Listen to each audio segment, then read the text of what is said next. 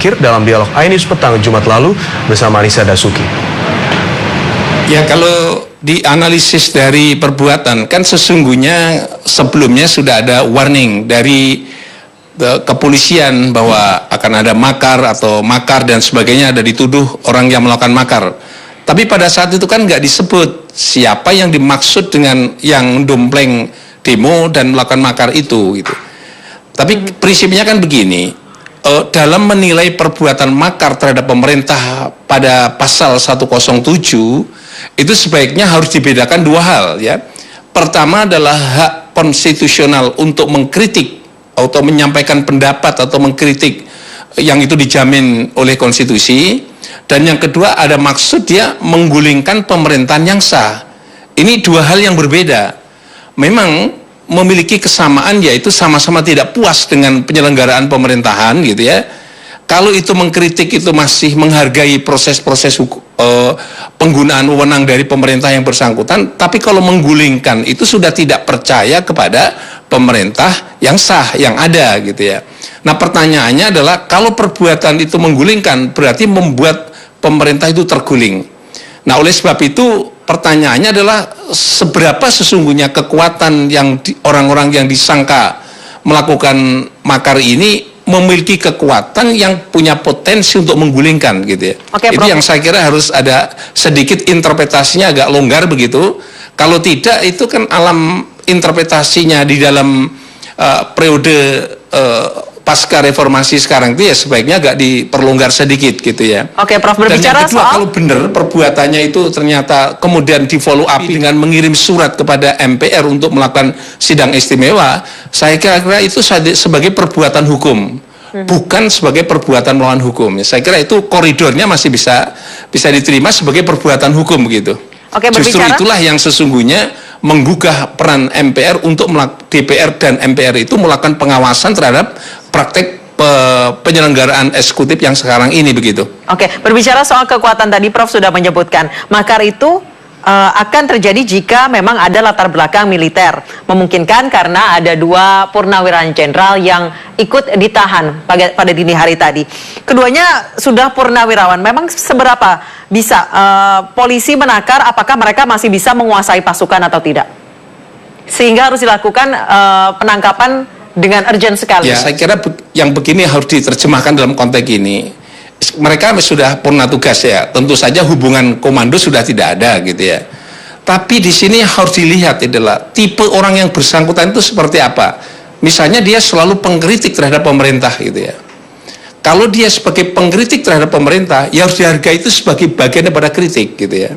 Yang ini yang saya ingin sampaikan, menafsirkan Undang-Undang Dasar 45, menafsirkan terhadap pasal-pasal dalam KUHP khusus yang terkait dengan penyelenggaraan politik ini, ya sebaiknya harus dilonggarkan. Tadi saya ingin sampaikan dilonggarkan sesuai dengan perkembangan norma hukum konstitusi. Nah, takarannya seperti apa? Ya kita lihat aja antara kekuatan pemerintah yang sah dan kekuatan mereka itu seberapa sesungguhnya gitu. Okay. Memang di dalam KUHP kan diatur tentang permufakatan jahat makar ya, itu sesungguhnya termasuk bagian yang dikenakan sanksi pidana, itu diatur dalam pasal 107 dan kemudian 110 gitu ya. Saya kira itu memang ada permufakatan jahat, tapi juga permufakatan jahat makar ini harus diterjemahkan dalam konteks bahwa mufakat jahat makar itu bukan hanya pertemuan ide untuk melakukan makar, tapi itu sudah ada perbuatan persiapan untuk melakukan makar gitu ya. Oke, ini saya ulangi lagi, perbuatan persiapan untuk melakukan makar. Jadi sudah ada bentuk action yang dilakukan untuk melakukan makar begitu ya. Tapi jangan terlalu dini sudah kemudian masih ruang pendapat, ruang aspirasi, ruang hak konstitusional ya. Jangan terlalu dikatkan begitu. Paling tidak ya dipanggil untuk dimintai keterangan dan seterusnya gitu. Oke, Prof tadi sempat menyebutkan ada dua hal yang disebut, yaitu hak konstitusional untuk mengkritik, dan yang kedua yaitu menggulingkan. Kedua hal ini perlu dibedakan dengan jelas, karena mengkritik kita boleh-boleh saja mengkritik pemerintah karena memang ini negara demokrasi. Yang kedua itu menggulingkan dengan pemufakatan jahat. Tadi Prof mengatakan hal itu. Bagaimana cara membedakan kedua hal ini? Karena kedua hal ini sama-sama melakukan kegiatan kumpul-kumpul, kemudian mengkritisi, kemudian berdiskusi seperti itu, Prof. Ya itu tadi kriterianya kan gitu. Kalau sekedar hanya kumpul-kumpul, hanya menyampaikan kata-kata, tulisan dan sebagainya, itu menurut saya sebagai bagian daripada penyampaian aspirasi itu. Misalnya kekecewaan terhadap keadaan yang dia lihat, dia alami atau mungkin dia saksikan, dia analisis bahwa keadaan-keadaan yang seperti itu kemudian dia ditanggapinya dengan cara menyampaikan kritik gitu ya. Tapi kalau sudah tindakan makar menggulingkan pemerintahan yang sah, itu artinya tindakannya itu punya potensi untuk membuat pemerintah terguling gitu ya. Nah, kekuatan ini menjadi masalah karena hubungan dengan politik ya. Maka kekuatannya sampai seberapa sesungguhnya pemerintah sekarang. Kalau pemerintahnya kuat, saya yakin itu kata-kata itu nggak bisa menggulingkan orang kan, dan nggak bisa menggerakkan orang semudah seperti itu gitu. Oke, tadi... Nah, oleh sebab itu saya ulangi lagi, interpretasi pasal-pasal yang terutama terkait dengan penyelenggaraan negara seperti ini ya sebaiknya saya ulangi lagi, balik lagi konstitusi yang baru, seberapa sesungguhnya hak konstitusional warga negara dihormati di satu sisi, seberapa sesungguhnya memberi kesempatan kepada pemerintah untuk menyelenggarakan negara yang sebaik-baiknya gitu ya. Oke, Prof. Sebab tadi, apa? Oke, Prof. tadi mengatakan itu sudah dari ujung pemerintah sampai pada bagian bawah sudah tidak bisa dipercaya, memang punya potensi orang siapapun mengkritik akan berubah menjadi perbuatan makar ya. Itu benar. Dalam satu teori kan memang benar seperti itu.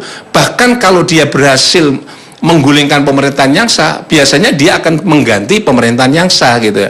Ini kalau hukum tata negaranya kan begitu. Seberapa jauh perbuatan persiapan melakukan makar? Sejauh mana memang persiapan melakukan makar ini? Apakah memang ada pergerakan-pergerakan atau hanya sekedar orasi atau sekedar hanya menyampaikan di media sosial seperti itu? Itu sama maknanya, persiapan itu adalah ya apa yang disebut sebagai ya mengarah kepada perbuatan makar. Yang berdekatan atau yang punya potensi untuk terjadinya makar begitu, atau pemerintah bisa terguling gitu ya. Kalau hanya demo-demo itu kan nggak bisa mereka terguling dengan sendirinya kan gitu ya. Jadi harus dibedakan lah. Kalau demo-demo itu hak konstitusional, kalau misalnya sudah melakukan persiapan makar berarti selangkah lagi sudah makar gitu ya. Kira-kira begitu. Nah, untuk menggulingkan pemerintah kan berkekuatan fisik, kekuatan ide, kekuatan orang, kekuatan yang lain gitu. Oke, ada fisik, ide, dan orang. Maksudnya memang sudah ada pengumpulan massa secara masif, kemudian sudah mempersiapkan persenjataan, kemudian mungkin sudah mempersiapkan pasukan, seperti itu, Prof? Ya, itu perbuatan persiapan seperti itu. Ya. Yang disebut sebagai perbuatan persiapan, maka di dalam tindak pidana makar itu tidak ada tindak pidana persiapan, tidak ada gitu ya. Oleh sebab itu yang ada mufakat jahat makar, ya. Tapi mufakat jahat makar jangan diterjemahkan hanya omongan sepakat makar adalah makar gitu ya. Tapi harus diterjemahkan dalam bentuk kesepakatan itu diwujudkan dalam bentuk perbuatan nyata sebagai perbuatan persiapan gitu ya. Oke, kemudian terkait penangkapan 10 orang ini yang dilakukan sangat urgent pada Jumat dini hari tadi. Apakah Prof bisa mengatakan ini sebuah pengalihan isu dari kasus yang memang saat ini sedang ramai yang menyebabkan demo 411 dan 212, yaitu kasus penistaan agama yang menjerat Ahok seperti itu, Prof? Itu bisa diterjemahkan dari sikap Presiden dan Wakil Presiden. Pada saat demo pertama mereka tidak hadir karena orang-orang yang ditangkap itu sebagian diantaranya hadir ya. Sekarang orang-orang ditangkap duluan menjelang pagi. Pada saat itu mereka ditangkapi semua, barulah kemudian Presiden, Wakil Presiden hadir yang ikut berjamaah di Monas itu. Ini bahasa yang bisa ditafsirkan adalah berarti faktor kendalanya itu ya yang bersangkutan yang bermaksud untuk yang dituduhkan sebagai perbuatan makar gitu ya. Nah, oleh sebab itu apakah ini ada pengalihan isu? Ya bisa dikatakan demikian, karena dengan itu ditahan maka dia hadir. Maka seolah-olah dengan bahasa tubuh di sini, dengan dia ditahan itu atau ditangkap itu maka Presiden hadir. Artinya Presiden kemarin keberatannya adalah karena mereka hadir.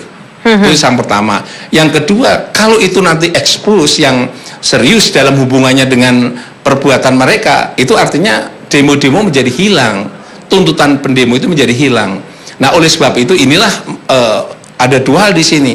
Nanti tuntutan menjadi dua kan itu. Nanti akan pecah, yang satu terkait dengan isu makar, yang kedua adalah isu yang terkait dengan penghinaan terhadap agama Al-Quran ini itu jelas tidak akan luntur dengan adanya isu. Pemerintah Provinsi DKI Jakarta mengirimkan surat protes kepada panitia Parade Kita Indonesia 412 yang menggunakan atribut partai politik di lokasi hari bebas